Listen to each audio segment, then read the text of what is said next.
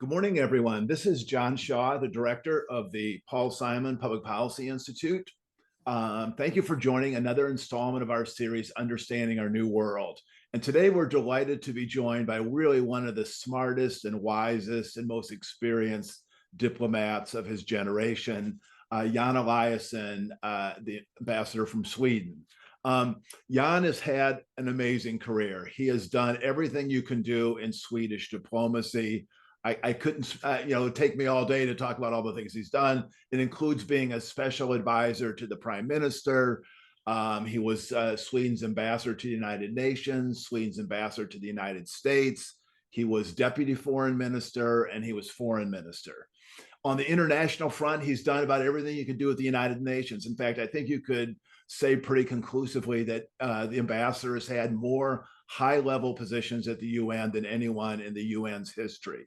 He has been a special advisor to the Secretary General. He has been the president of the General Assembly. He's been an undersecretary general for humanitarian affairs. He's been a special envoy to Darfur, and he's been the deputy secretary general, which is the #2 position at the UN. The ambassador and I have known each other for a long time. In fact, I first met him more than 20 years ago in the context of a book project in which I chronicled his work as Sweden's ambassador to the United States. I wrote a book called The Ambassador, which came out almost 20 years ago. And I'm delighted to say that it's actually still in circulation in Washington. I think a lot of newly arrived ambassadors use this as kind of a model for how an ambassador from a small country can be an influential and important figure in Washington diplomacy. I've kept in touch with Jan over the years, and actually about 4 years ago, in the context of this series, this Zoom series, COVID descended on the world, and I wanted an international perspective. And so one of the first guests in this series was Jan, and we talked about the international implications of COVID and the pandemic. Had a wonderful conversation. At the end of that, I thought, man, we need to do, I'd like to do another book on Jan, focusing on the latter part of his career, but especially on the lessons he's learned in this just remarkable career in diplomacy. And it's that what I really want to focus on today, because the world obviously is in the midst of just some remarkable turmoil. And there's no one in the world who could help us kind of understand what's going on and where to turn. I might say the book that I wrote about Jan is now called The Education of a Statesman. It's been published just a couple of weeks ago. It's available in the United States and elsewhere. But it's my attempt to assess, as I say, the last part of Jan's career, but especially to kind of look to the future and figure out how the tools of diplomacy can help us navigate this really, really difficult world. So we're delighted that he is joining us today. It's Tuesday evening in Stockholm, Sweden, in his home. So Jan, it's great to see you again. It's great to see you also, John. And I thank you very much for taking this initiative, and above all for writing this book. But I'm grateful to Paul Simon Institute and to Southern Illinois University that you have decided to put the emphasis on something which is in critical need today, namely diplomacy and peaceful settlement of disputes. We live in an age with a lot of mistrust and where conflicts seem to dominate the scenes. So I'm glad you pointed to a method to get out of some of the problems we live with right now. Well, yeah, let's talk about how you got interested in diplomacy. I know Sweden has this remarkable tradition, a diplomatic tradition that goes back centuries. Swedish diplomats are typically viewed as among the most skilled in the world. Talk about how I know you came from a working class family in the west of Sweden, how you were pulled into the calling or the profession of diplomacy. Well, I was raised in the port city of Gothenburg, facing the west, facing the ocean. I always had an attraction to the sea. I became also later Navy officer. And seeing the world and being part of the world was part of the family discussion. My father was a labor union leader, and he had an internationalist interest and mind. And when the Korean War broke out, I was just 12, 13 years old, and I followed it in the papers, and my dad explained what was going on. And later came the Suez crisis and the Hungarian crisis, the Russian invasion of Hungary in 1956. Refugees came to Sweden, to my hometown, and we received them. At the same time, Sweden was in an export drive, and my city was a city of industry, and we had Greek and Italian workers who came into town. And I felt it was important to receive them well, and we played soccer, football with them. And later they competed about the girls that we had, but it was okay. But anyway, I had a sort of an international mindset. And then I went to the United States. You may come back to that subject. I had a very important year as an exchange student in Decatur, Indiana, a small town in Indiana, the soybean capital of the world. And there, the father of the family was chair of the Democratic Party of Adams County.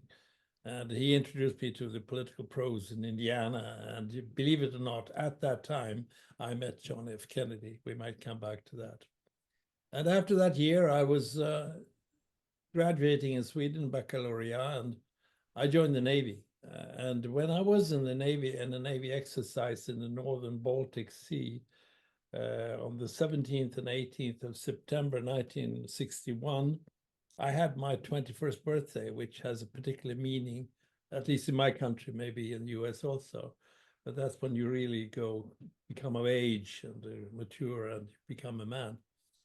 And in the morning of the 18th, I heard on the radio that Dag Hammarskjöld, the Swedish Secretary General of the United Nations, had died in a crash in Ndola in northern Rhodesia, nowadays Zambia. And Hammarskjöld was a hero and represented exactly what you asked about, namely that diplomatic tradition, a Swedish civil servant who was brilliant and who was conducting negotiations in OEC in Paris in such a way that the French and the British noticed his brilliance and suggested him to be replacing the Norwegian Hawk Lee, who left the UN in 1953. But he was then killed on my 21st birthday. And that I saw, I might exaggerate it, but I saw it as a sign that I should work in the UN in the end, but also in Sweden on international issues. So how it started, that's how it started. And I became part of that tradition, which is strong, with very strong personalities and a strong emphasis on international cooperation as part of our national strategy for Sweden. Well, Jan, let's talk about just some kind of basic concepts in diplomacy that I think are really important and maybe can ground this conversation. And the first one, a point you've made to me a lot over the years, is diplomacy is not always agreeing. In fact, oftentimes an important part of diplomacy is finding clear and tactful ways to disagree. And the one example I remember from your career was, as you were the Sweden's ambassador to the United States, 2002 and 2003, the Bush administration was moving towards a war in Iraq. Your government was strongly opposed to it, and you needed to find a way to express that in a way that was both constructive and possibly helpful, and also which kind of dignified Sweden's view. So I guess the broader point, talk about diplomacy as a way of communicating, but not always just pretending there's agreement. Well, diplomacy is dialogue. Diplomacy is listening to the other party. Diplomacy is prevention of conflict. It is seeing the possibilities of avoiding war. It is all the things that I hinted earlier I miss in today's world. We live in such a low conjoncture for the peaceful settlement disputes that I don't think I've experienced such a void of diplomacy as I do now. But diplomacy is, as you said, an art, and it is not only you see it from the side of crystal lamps and champagne glasses, but my God, it's hard work, and it's also being clear, delivering messages with certain strength and toughness, and it's not always agreeing. I remember Rabin, the wonderful prime minister of Israel back in the mid-90s. He came to the conclusion that he should support the two-state solution for the Palestine-Israeli crisis. And that was a heavy political price at home, of course. But when he was criticized for accepting to go that road to a Palestinian neighboring state with which you live in peace, he simply said, well, it's not with your friends that you have to agree. It's with your enemies if you are in a conflict. And that is, to me, important. When I was foreign minister and deputy foreign minister, I never called back our ambassadors. We needed them to take the fight, take the discussion. And I think generally to isolate and boycott, you might make a political point, but if you lose the dialogue and the way of solving problems in the end, then you make a very serious loss. So diplomacy is something that should be, in my view, used much more actively in today's world. And I hope we will see, although we don't know, a revival of it in the next few years.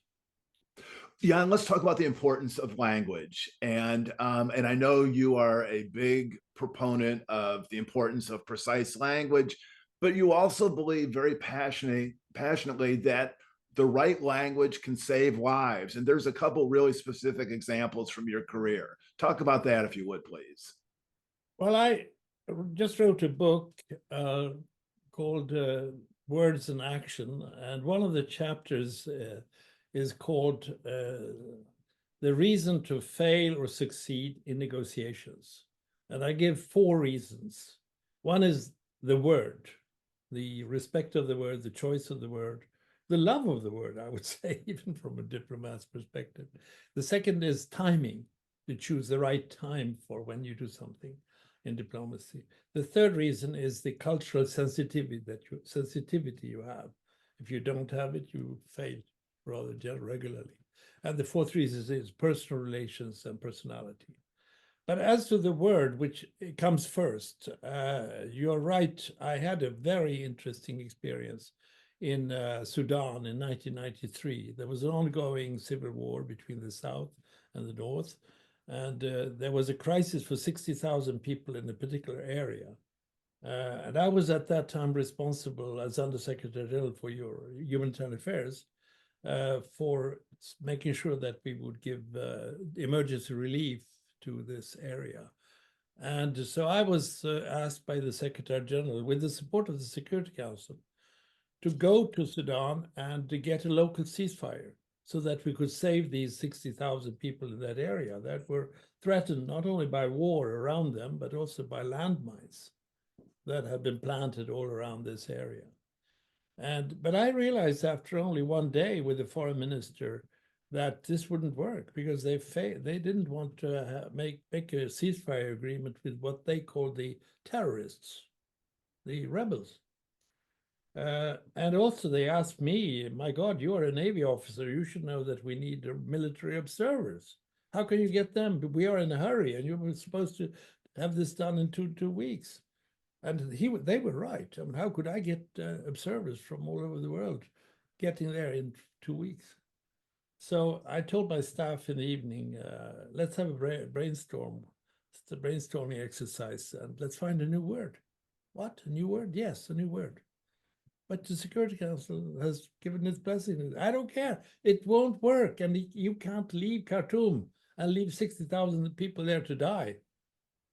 So we had a brainstorming, and it ended up with a term which has been used many times after that, and now have become a means of saving certain situations. It is a term, a humanitarian corridor. So we suggested following morning a humanitarian corridor, and we would save everyone in that area, rebel-held areas and government-controlled areas, and they didn't have to write an agreement between each other. The problem of legitimacy didn't come up, because I said you can sign an agreement with me, representing the UN. And they liked it. And in a couple of days, of course, the South Sudan people, they loved it because they had more or less some type of international recognition with having an agreement with the UN. But in the end, the government also agreed, not only another 3 days, and in a week, the planes flew from Kenya into this area. And I think not a life was lost. And I say to everyone, what was it that saved lives? It was the word. It wasn't a military operation or pressures from a great power state. It was the word. The power of the word, to me, was coming out very clearly from that example. Yeah, let's talk about another concept that you've embraced a lot in your career. I mean, the broad term would be empathy, but I remember when you were the Sweden's ambassador to the U.S., you used to use the term to take. You urge your diplomats to take a mental transatlantic journey, and by that you meant that for them to kind of move themselves into the mindsets of the Americans, who are, at the time a global superpower, and also kind of subtly urged Americans to look at the world from the mindset of Swedes who've been part of a, multilateral ethos for all of your history. So talk about that, just the importance of empathy and diplomacy and getting in, understanding the other person's perspective and just seeing the world from their eyes. Well, it comes back to the point that I mentioned earlier in negotiations, the importance of cultural sensitivity. And that is a way also to say the importance of being curious, being interested in the traditions, history, religion of the other country or the other party that you negotiate with. And that is what creates confidence.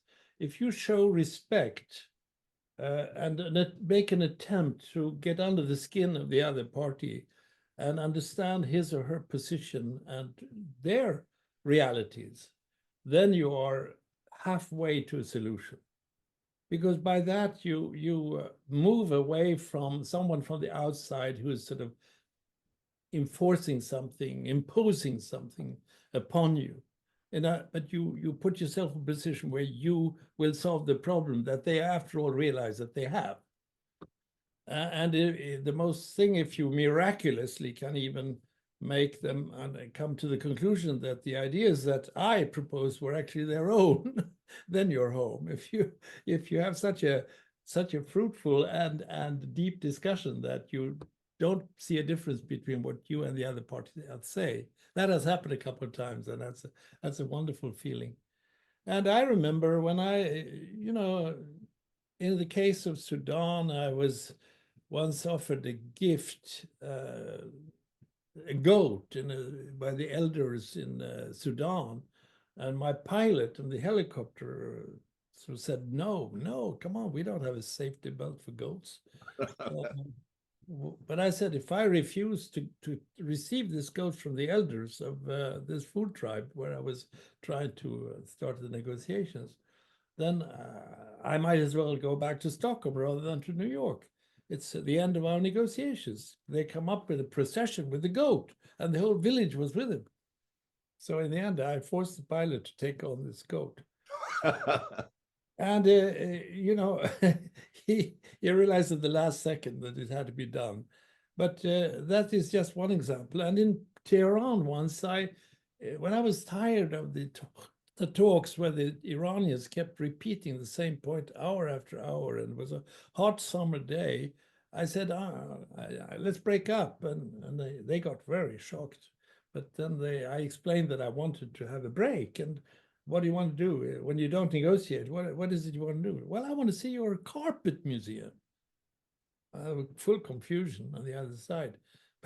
But by that, I had moved into the minds of 3 or 4 of the people on their delegations from carpet areas, Tabriz, Isfahan. They were on the table, they nodded when I said, I want to see the carpet museum, and they smiled. And then they were my guides, these 3 guys from the delegation, to the museum. And after that, they pointed to me when we entered the negotiations 3 hours later. We took a break and said, this is our friend. Yeah, I was up front. And so the negotiation took speed, and we solved the issues that day, I remember very well. So this is just some examples of this importance in today's world, where you have this horrible polarization that you see now, both internationally between states, but also, unfortunately, inside nations. We have a clear trend of polarization inside nations also. Then we need really to build bridges between different groups. And that is an urgent part of the agenda. And as I said, the cultural sensitivity is there, very important. Yeah, and let's talk about the United Nations. It's a place that you have spent a lot of your professional life. And as you know very well, Americans seem to have an ambivalence towards the UN.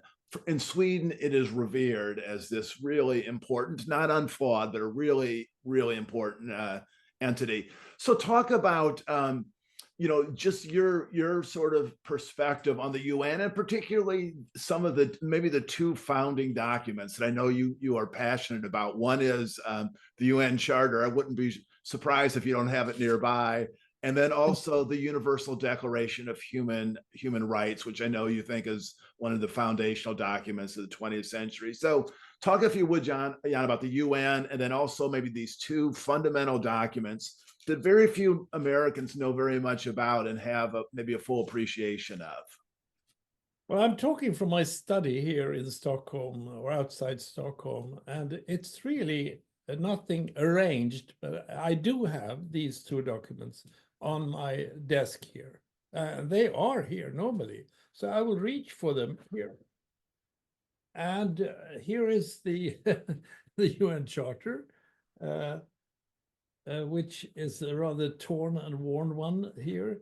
I've had 12 or 13 of them in my pocket. I usually pulled it out when I was working at the UN to convince people that there was a charter obligation to do this and that. And the other one is, of course, the Universal Declaration of Human Rights, a masterful document like the Charter.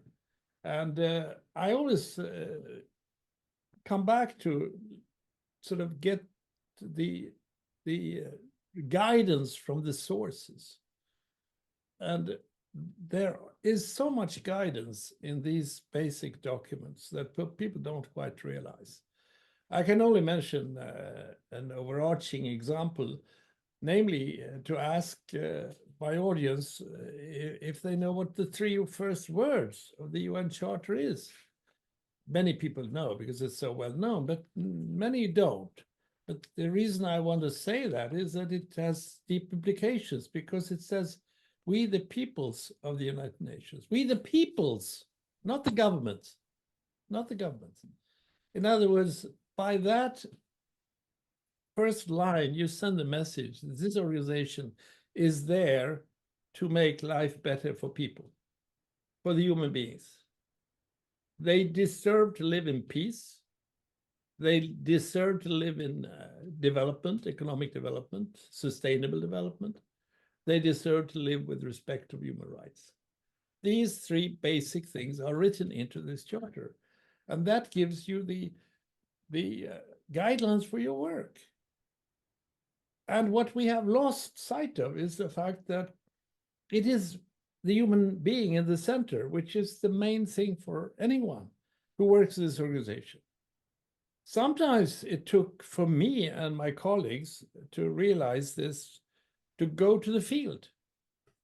Because out in the field, you see really what the UN means for the people.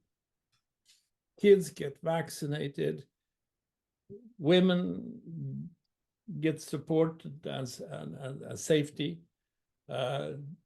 Health is the key issues. Water, clean water is delivered.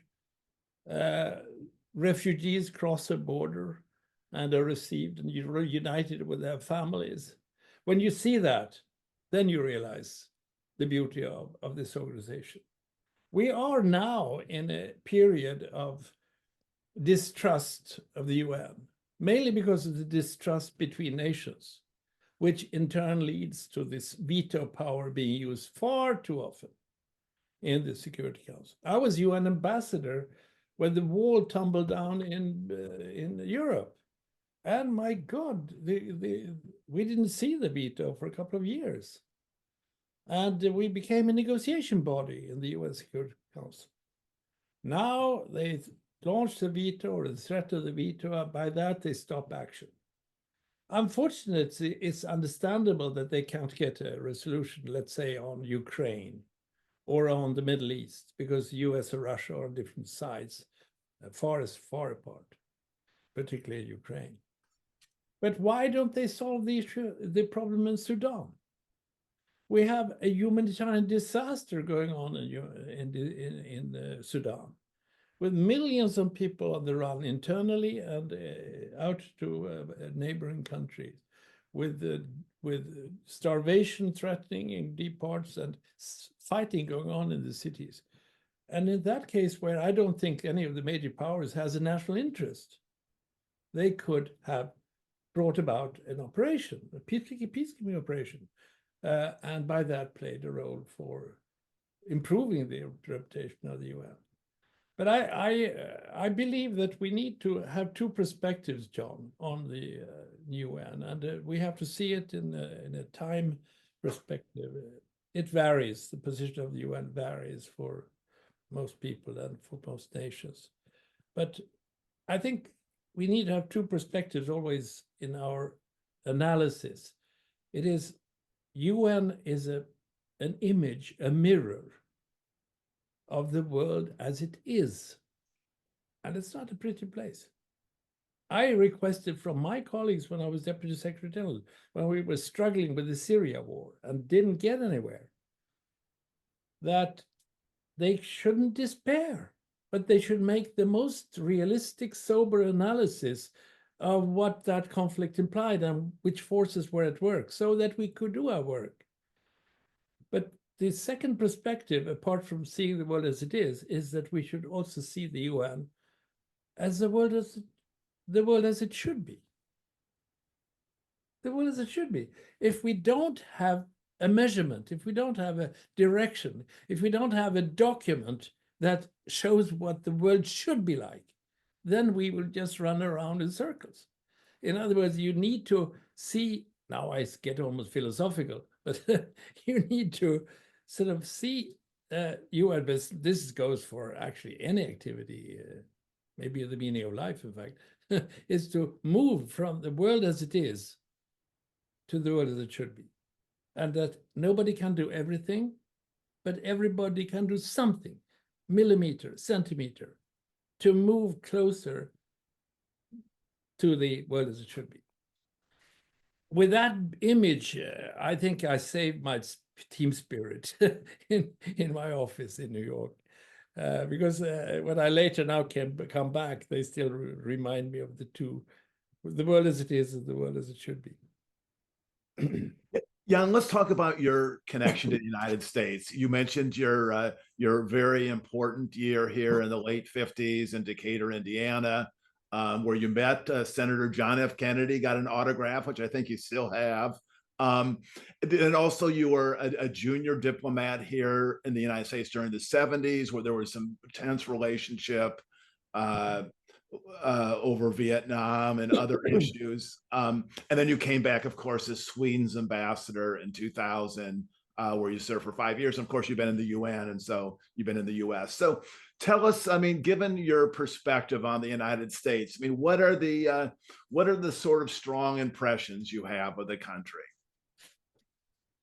Well, I have a very deep impression of the US. I have seen it in such deep perspectives. Some of my ancestors emigrated. I have distant relatives in Michigan. I tried to find them, I couldn't. They left poverty in Sweden. And the words on the Statue of Liberty are still with me, you know, welcoming those who leave poverty and repression to find freedom and well-being, a better life in the US. So that's what probably drove me to apply for that scholarship, which was pretty unusual to do it in my days, and to go to Indiana, Midwest, very right into the Midwest, and in the high school. It was a complete change of life for me, but I had a very special angle because of the father of the family, Harry Hebel, who was a powerful man in the Democratic Party. And he invited me to go to Indianapolis, the capital of Indiana, when there was a Jefferson-Jackson dinner, the classic Democratic dinner. And the reason why he asked me to go was that actually I had convinced him to invite John F. Kennedy. I had read New York Times, which came in a Sunday edition on Tuesday to our home. And I read it from page 1 to page 162. You remember those? It's still two kilograms almost. And I read it. And there I read about John F. Kennedy, and Dr. Hebel wanted to have Estes forward to speak. But I as a negotiator, I got him to promise to invite Kennedy if Estes forward couldn't come, and he couldn't come. So that's why he asked me to come down. And when I came to that big conference room, the $100 a plate dinner with 500 people, I think, and Kennedy went up there on the podium, the master of ceremonies suddenly taps the microphone and says, "Jack, we just want you to know that you wouldn't have been in this room if it hadn't been for this Swedish exchange student." And then he called me up there, Kennedy, and we had a good conversation, and he wrote a nice little line to me, "Have a good stay in America." It's reproduced in my book, by the way, and I still have it in original in one of these desks here. Then I met later on, believe it or not, Ted Sorensen and the speechwriter of Kennedy, and his wife Gillian, who became friends. And one day when I told this story to Ted and Gillian, Ted almost lost his blood in his face. He said, "Unbelievable. I was there." Ted was there in Indiana when I was a student. And so it was just incredible. And then later, Gillian, after Ted's death, sent me the speech that Kennedy delivered at that time. So that gives a very strong. But then I was there during the Vietnam War, and that was really uphill diplomatically. But in a way, I liked it because I had to sort of fight for our position. I didn't want to sort of back down on our criticism of Vietnam. And that's why actually the Swedish Prime Minister recruited me, I think, because he was surprised that the Swedish embassy in Washington was understanding of his messing up the relationship with the United States, which was not popular in some circles in Sweden. But anyway, I had 4 fantastic years, a combination of Vietnam and Watergate. You can imagine the domestic strife and the foreign policy issues at one time. And then I was so happy to come back as ambassador in 2000 for a short time during the Clinton administration, and then later with George Bush Jr. And during that time, we had, as you indicated earlier, some difficult issues, not least the Iraq war, of course. But to the U.S., I mean, the U.S. and the European, we have always counted on a strong link between U.S. and Europe. It's been the strength of our security policy. Even if Sweden was neutral or not part of the NATO alliance, we knew where we belonged as a democratic country. And we had indeed seen what the Soviet Union can do and what Russia has done earlier to us in our area. So we knew where we belonged, but it was Finland and Sweden had chosen the non-aligned position. Still, we were, of course, developed almost the same relationship with the US as the NATO countries. So that was something that was a sort of a constant factor in the relationship. I hope it will also remain a factor, but I'm not so sure. But I hope that it will do so. But even if it were to be weakened a little bit, because a country may want to look more inside historically at one time, then I see it also opens up opportunities for Europe to strengthen itself in different respects. But I will not look into that right now. You may want to come back to the subject.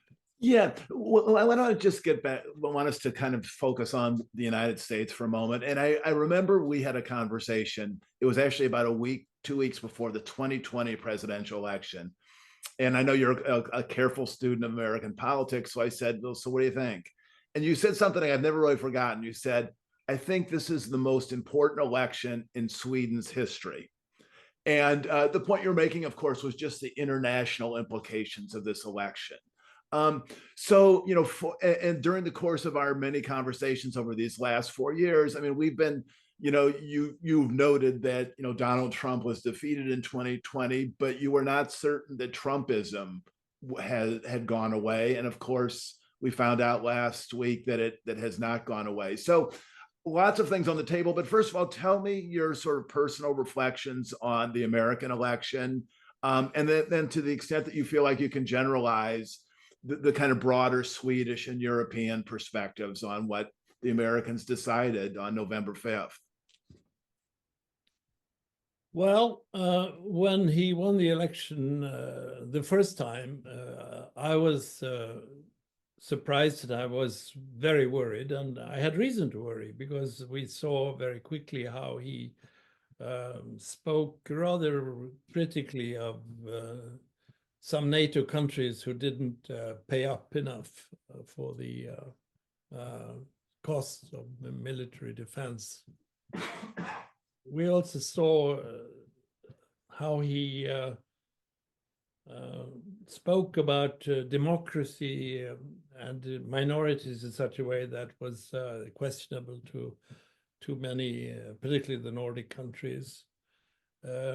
And we also saw as for me, particularly as a UN man for a long time, how he left the Paris Agreement on Climate and the World Health Organization, the Human Rights Council, everything that we had built up of institutions which signify and solidify international cooperation. So I was worried. But then the question was, of course, whether this was a passing phenomenon. And many liberals probably hoped and thought that it was a passing phenomenon. But I think this election that we just now have seen proves that it was more than a passing phenomenon. He must have touched a place in the hearts and stomach and minds of people that I think many of the liberals and classical liberal tradition people perhaps not were aware of, that there was a deep mistrust, as I talked about earlier, not only between nations, but also inside nations. A mistrust of institutions, a mistrust of the how resources were shared, a distrust between countryside and cities. And this was also strengthened by the social media development, which have been revolutionary the last 10, 15 years, where you have had mechanisms that in a way exaggerate the differences, in my view. I was a great friend of internet coming. I thought it was a tool of democracy. I still think it has that potential, but I think it needs some type of regulation and some type of discipline, some form of discipline, because what has been seen has been a deeper and deeper gap between different groups because of the social media polarization. And there's also been something which worries me enormously, and that is that, apropos my emphasis of the word, is that there's not such a strong, distinct line between truth and lies anymore. You can even win elections on lies. And to many politicians, it doesn't matter whether it's a lie or a truthful statement or a truthful act. And when you at the same time, like you have heard from the spokesperson from Trump, I remember once, that you could expect the president, at that time, Trump, to respect facts. But we should also remember, we who are outside, that there were also alternative facts. So if you live in a world where there's no difference between lies and truth, and where you can manipulate pictures and texts, and where facts compete with alternative facts, then sort of this firm fundament of truth and honesty and scientific fact and so forth are questioned. And then you even start to touch the quality of democracy. And that's why we have to watch out, I think. Jan, I remember there's actually a terrific event that people could watch on YouTube after the 2016 election, just a week or two after. You were in your final weeks as Deputy Secretary General of the UN. So you had to speak carefully, but you were at this terrific event with Bill Burns, who was then the president of Carnegie. He's now the head of the CIA. And you were just, he was asking you to reflect on what happened in the 2016 election. And you made a really important point about saying, democracy requires institutions to deliver, and that people were frustrated because institutions weren't delivering. And then you also said institutions need to communicate what they are accomplishing to their people. And so to me, it was really kind of a profound reflection that, Trumpism in some sense is rooted in a discontent with how government is performing and the inability of government to explain what it does and what its accomplishments are and what it does to provide civilization for people. Could you reflect on that for a second? No, I'm getting more and more convinced that we have to search our minds and hearts and brains on exactly this path and analyze it properly. When people don't see that your chosen representatives or your authorities, your institutions, don't deliver what they are supposed to do, then you have a mistrust factor and a reason to start alternative activities where they also then be ready to accept simplified facts, where the media and the social media in particular produce simple solutions. And then you are into radicalization with a strong right-wing character, but also probably met later on, and maybe in some cases even stronger, left side reaction. So you will have a polarization that grows. And I believe, therefore, that we who live in democracies, we have an obligation to really make sure that we do a good job. When I pointed to the UN, pointed to that first line, we the peoples, it is actually what I said all the time, every day at the UN. Remember who you serve. You need to make sure that you prove to the world that, yes, we can produce peace by good preventive strategies. Yes, we can send peacekeeping operations to reduce the violence. Yes, we can send humanitarian operations to save people in dire need. Yes, we can send people to reconcile parties after a conflict. And yes, we can be there on the side of a sustainable development process. And yes, we can be there to fight corruption. And we can be there to stand up for human rights and values. I think we need a more, it sounds funny perhaps, more muscular democracy, a democracy that stands up and proudly represents what it was meant to be. And if we have now a world where you have leadership in Russia and China which certainly are not democratically oriented.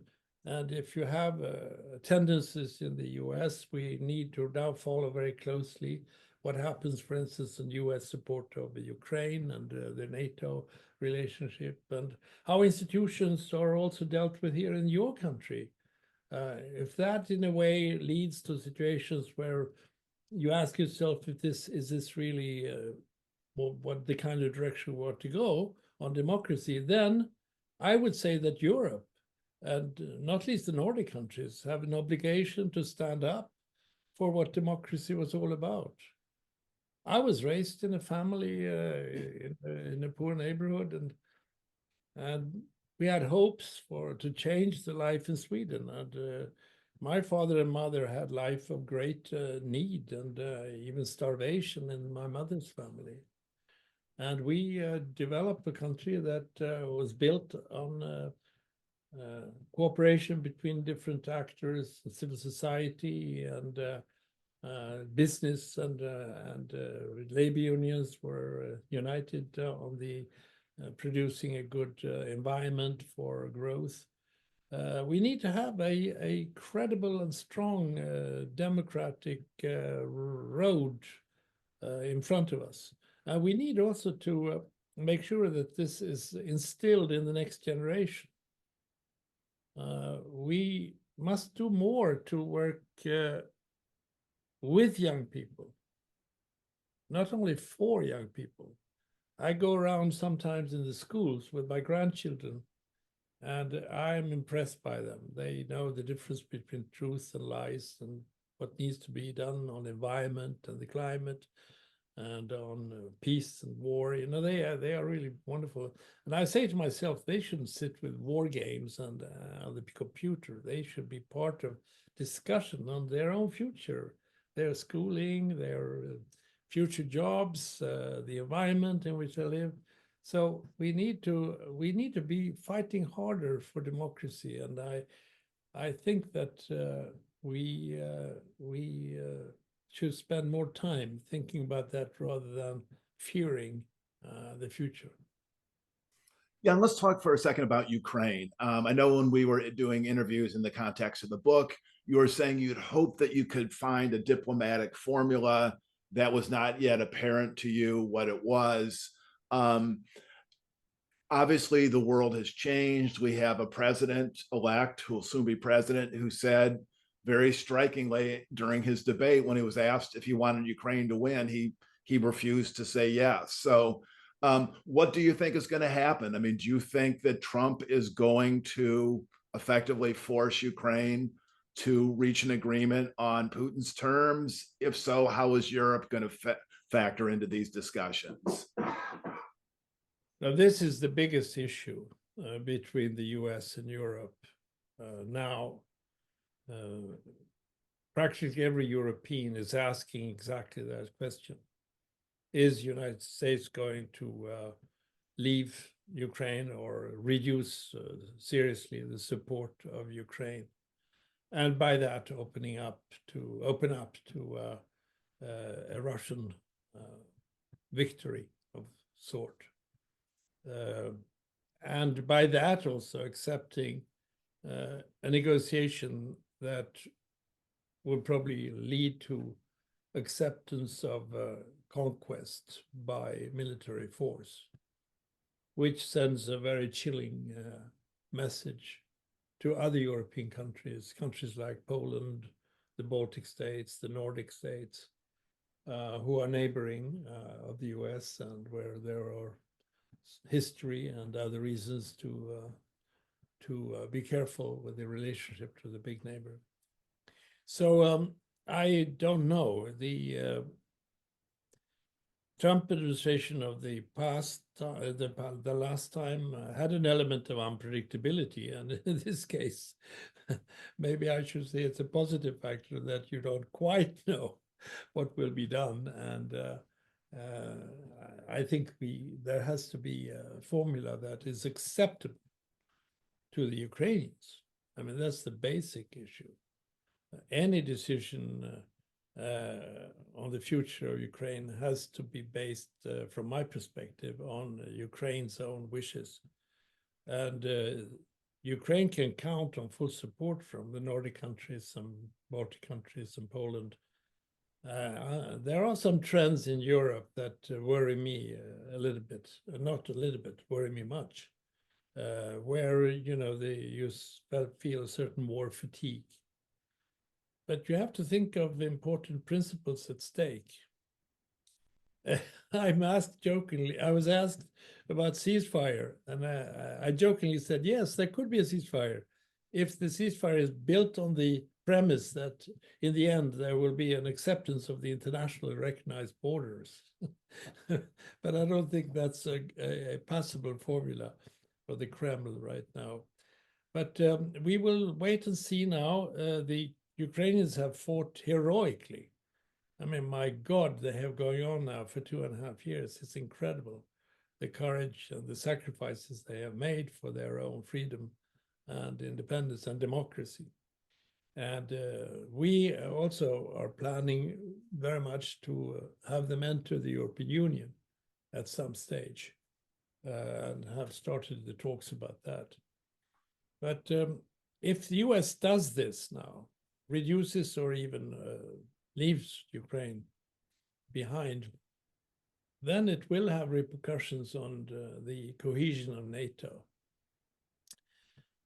This is a test also, NATO, and the solidity of the US guarantees or commitments to other countries. The Article 5 of the Charter, Sweden and Finland have decided to join NATO because of the Russian aggression, to put it very simply. Therefore, we need to have the faith in that guarantee, or in that solidarity from the US. So this is what is at stake. But I think there will be a lot of discussions going on. Unfortunately, we have a rather fragile political situation in some countries in Europe now. Some of the key factors. We have new elections coming up in Germany. Macron is fighting hard. He's really standing up for this stronger Europe strategy, and I like that. I believe in that. And there are also domestic pressures in Italy and others. So it's we don't have a solid front, but I think Europe generally expects US to show and prove some solidarity with the Ukrainian people. Yeah, and let's talk about climate for a moment. And I want to read a couple sentences from yesterday's New York Times, pardon me, which jumped out at me as I read it. It says, world leaders gathered in Baku, the capital of Azerbaijan, on Monday for a global climate summit face a bleak reality. The United States, the country responsible for pumping the most greenhouse gases into the atmosphere, is expected to soon drop out of the fight against climate change. It goes on to say, as he did in his first term, Mr. Trump, who mocks climate change, intends to remove the United States from the Paris Agreement, a 2015 international pact to protect the planet that he has called horrendous. And he goes on to say that means the United States will renege on its commitment to reducing greenhouse gases at precisely the moment that scientists say nations must sharply and rapidly cut the heat-trapping pollution to avoid the worst consequences of an overheated planet. Long way of saying, when it comes to climate change, and I know this is something you're deeply, deeply concerned about, I mean, are we facing the reality that in the next 4 years, rather than making progress towards responding to this crisis, we're actually at best going to be able to kind of have a standstill and actually might regress? What are your thoughts? Well, I'm glad you brought this issue up, John. Sometimes in life you may have plan B for whatever. You are asked when you have an idea, what is your plan B? As though this will not work. You have you have a choice. But I always said, and I think I coined that expression, we may have plan B in life, but we don't have a planet B. We don't have a planet B. And this is an existential issue. And if we don't do anything about this structurally and seriously, it's like rearranging the deck chairs of the Titanic. Uh, we are facing with a disaster. We see it every day in the size and horror and extent of natural disasters, floods, and heat waves and whatever. So it's coming. And I remember my daughter who joined Greenpeace once. When I came back from negotiations in Iran, Iraq, which I did in the 80s. Exhausted after meetings with Saddam Hussein and the mullahs in Iran. And she said, Dad, you look tired. You shouldn't do this. I mean, they don't want to have peace in Iran and Iraq. They will fight forever. And why don't you do something more meaningful? Like what? I said. Well, you should negotiate peace with nature. Peace with nature. I probably smiled a little bit condescendingly to her. Now, I think she made a very important point. We haven't understood that we in the last 200 years or so have sort of destroyed resources and destroyed rivers and taken away, dug into mines, and in such a way that we have disturbed the balance between man and nature, man and animals also by it. So I would think that one of the most beautiful collecting huge issues that we should deal with in humanity without glancing left or right politically should be to unify around cleaning up the planet and make sure that you don't go on with this degree of CO2 in the air. It's doable. It's late in the day, but it's doable. And for one, we have a small Green Party in Sweden, and everybody hits them on the head, poor guys. And I said to myself, everybody should be green. And even business in Sweden is very much green, going into that direction. University research is doing a huge job. And then the politicians should unite, in my view, around the environmental issue, the climate issue. You should see a full mobilization. What we need in today's world are projects, huge projects that unite people. It could even affect the climate, the political climate inside countries. If you really make sure that doing something about your environment, cleaning up rivers, making sure that you can fish, that you have clean air, that you have cities where you don't risk to have lead going into the kids, whatever. This is a common project. By the way, the word conservative is built on a Latin verb called conservare, which means to conserve, preserve. So a true conservative should preserve nature. So in Sweden, this tends to be a bit lefty issues. I don't like that. I think we should unite on this, apart from, of course, the natural other objectives, peace, development, and human rights that are part of the charter. Yeah, as in one of our final interviews when we were talking about the way ahead, I mean, I know this has been a kind of a hallmark of your career about the importance of optimism and hope. And I think one of the final things you said is there's always hope, there's always a way. Giving up is undignified. What do you say to particularly young people, who look at all the problems in the world now and just say things are just getting worse and the trajectory is going, aggressively in the wrong direction? What words of hope do you offer them?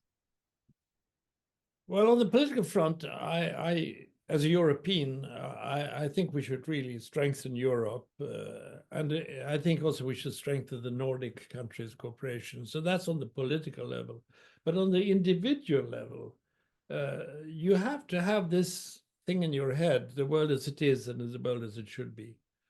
Young people should not forget what they should strive for: justice and equality and clean water, whatever that they believe in, and they should not they should not be shy about it. They should be active, and we should take them seriously. That's why I say we should work with young people, not only for young people. And we should never give up. I mean, this saying of mine I picked up from a favorite female politician who once said that it's undignified to give up. This was haunting me when I had the most impossible situations, was about to give up. Then she appeared in front of me, reminding me this. And then this saying that I think I mentioned in the course of this long interview, is that nobody can do everything, but everybody can do something. You don't need to be a peace mediator or a prime minister or foreign minister. You can do a lot of good things. You can teach an immigrant to speak the local language, or you can help a person who is in trouble close to you. I believe more and more in showing solidarity on the individual level is also part of creating a better world.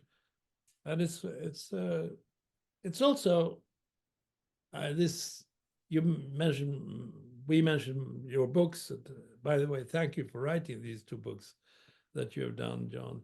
But in my book, I end in a rather sentimental way. And my wife sometimes criticizes me for having a sort of a lecturing or preaching style.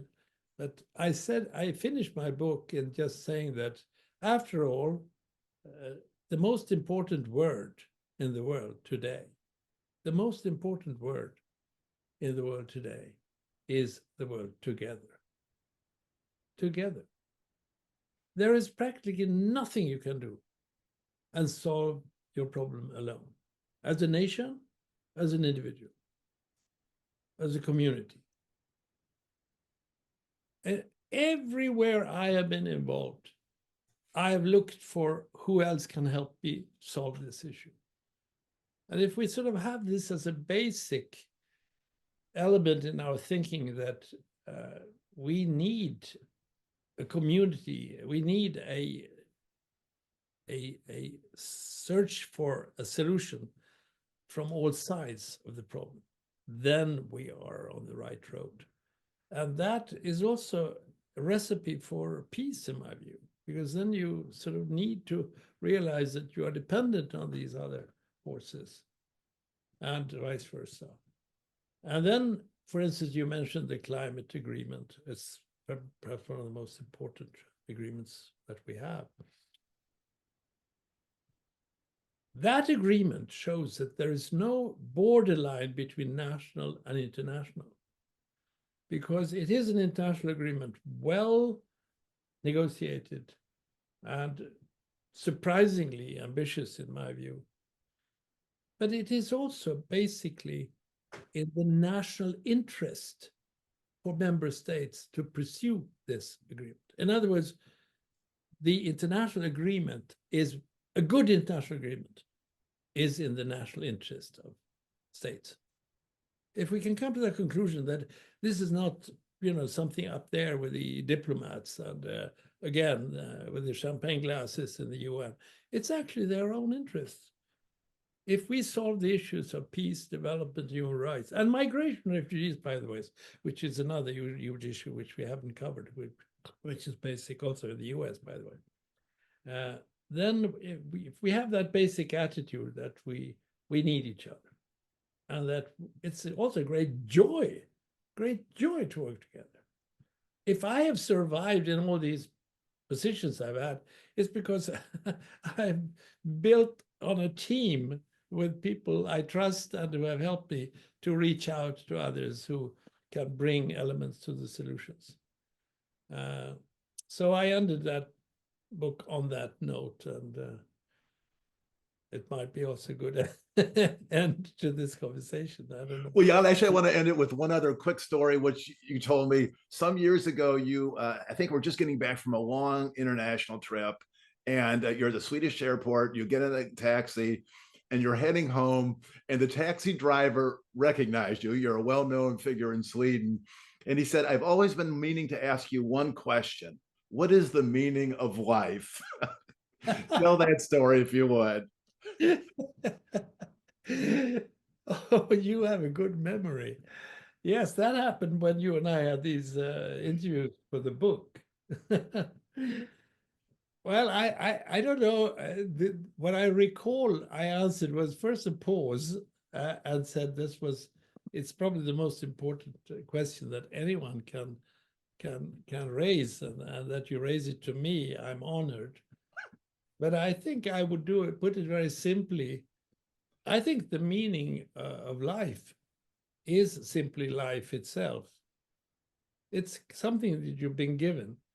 I think there might be a divine purpose with being here, but I don't know.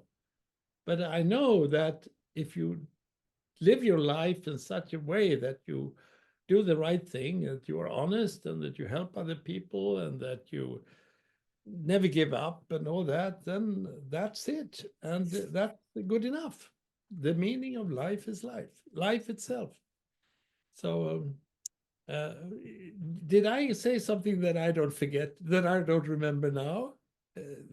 No, that was it was just sort of the notion that here you were, just ready to relax and get home. And someone said, what's the meaning of life? And then you came up with really kind of a profound response, sort of on the fly. So, well, that's no, I'm very grateful for what I have been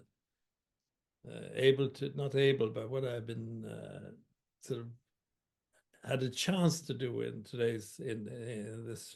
my life. A kid growing up where I grew up, and to have done all these things and still be active and do things, it's just a tremendous gift. And I think it's good to remind ourselves that we simply have an obligation to contribute. And if we are worried and fearful, then it's even more reason to be active and contribute. Great. Well, Jan, thank you for another terrific conversation. We've had a number of them over the years, and I know we will keep talking. And I do want to just show again the book that I just recently wrote about Jan, called The Education of a Statesman. If you're looking for a Christmas present, that would be a wonderful gift. And also, I want to actually point out the memoir that Jan wrote that's in Swedish, Word in Action, I think is the translation. So anyone out there who can read Swedish, I was able to read a good chunk of it through Google Translate. Hopefully I didn't violate any rules with that, but it's a wonderful, warm memoir. So Jan, thank you again so much. It's been great being connected over these years, and I know we're going to keep our conversations going. My wife and I hope to get to Sweden this coming spring, and we'd love to maybe do some travel around Sweden, get to your beloved Gotland, and maybe you and I could do some joint events together and talk about diplomacy and your work and the challenges the world faces. John, I want to tell you, you are the perfect transatlantic link. And we are very glad to welcome you back to Sweden. Welcome you to Sweden. I know the Baltic Nordic area is of interest to you, and I hope to be able to receive you both in Stockholm and in our farm, our country home on the wonderful island of Gotland, right in the Baltic Sea. But thanks for this interview. I'm glad you mentioned what we have been trying to do, both of us. And I hope this conversation gives a good picture of some of the messages in our books. Great. Thank you, Jan. Stay in touch. And thanks to all of you for watching another edition of our series, Understanding Our New World. We will have the video of this conversation on our website in the coming days. Please share it with family and friends. And thank you for supporting the Institute and keeping the memory of Paul Simon alive and well. Thank you so much.